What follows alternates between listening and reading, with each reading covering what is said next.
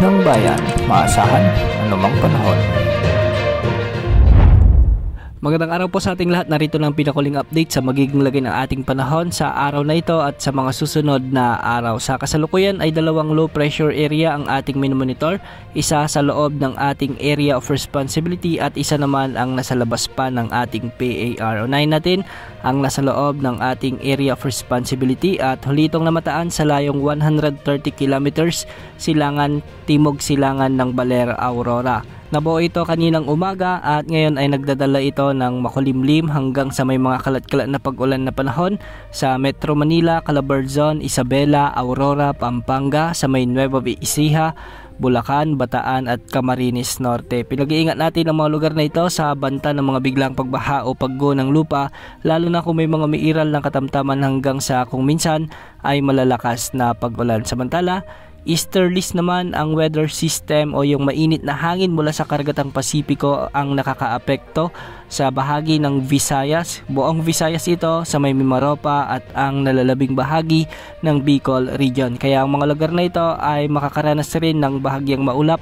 hanggang sa maulap na kalangitan na may mga isolated rain showers and thunderstorms. Kaya posible pa rin ang banta ng mga biglang pagbaha o pagguho ng lupa kung may mga umiiral na severe thunderstorms. Samantala sa extreme northern Luzon ay umiiral naman ang northeasterly wind flow na nagdadala rin ng bahagyang maulap hanggang sa maulap na kalangitan na may mga isolated like rains o kalat-kalat na may hinang pag-ulan. Samantala asahan naman ngayong hapon at gabi ang bahagyang maulap hanggang sa maulap na papawirin na may mga isolated rain showers and thunderstorms sa buong Mindanao at nalalabing bahagi ng Luzon. Dulot naman ito ng mga localized thunderstorms. Kaya hindi rin inaalis ang banta ng mga flash floods at landslides lalo na kung may mga umiiral na severe thunderstorms. Para naman sa lagay ng mga pag-alon sa ating karagatan, sa mga karagatang sakop ng Luzon at Visayas ay magiging banayad hanggang sa katamtaman at posibleng umabot ang mga pag-alon hanggang 1.8 meters. Sa mga karagatang sakop naman ng Mindanao ay posibleng umabot ang mga pag-alon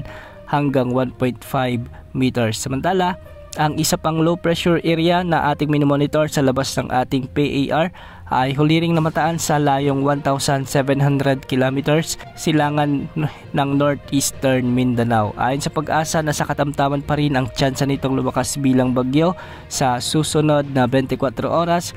At kung titignan natin naman ang mga wind models na ating ginagamit ay may posibilidad na lumakas ito bilang bagyo at sa araw ng Huwebes ay posibleng pumasok na ito sa ating area of responsibility. Kung sakaling maging bagyo ito sa loob ng ating PAR ay tatawagin ito bilang bagyong Ramil. Base sa mga pagtataya ay kikilos ito ng pahilagang kanluran at hindi inaalis ang posibilidad na maglandfall ito sa bahagi ng extreme northern Luzon o di kaya naman kung mas malakas ang pag-ihip ng northeasterly wind flow at itutulak ito pababa ay hindi rin inaalis ang banta ng paglandfall nito sa may northern Luzon o di kaya naman ay sa central Luzon. Posibleng duman ito sa bahagi ng mga nasabing lugar sa araw ng Lunes hanggang sa araw ng Martes sa susunod na linggo. Tabayan ang mga susunod na update sa potensyal na bagyong Ramil na ito. Yan mo ng latest sa lagi ng panahon. Ito po ang weather update ng bayan, maasahan anumang panahon.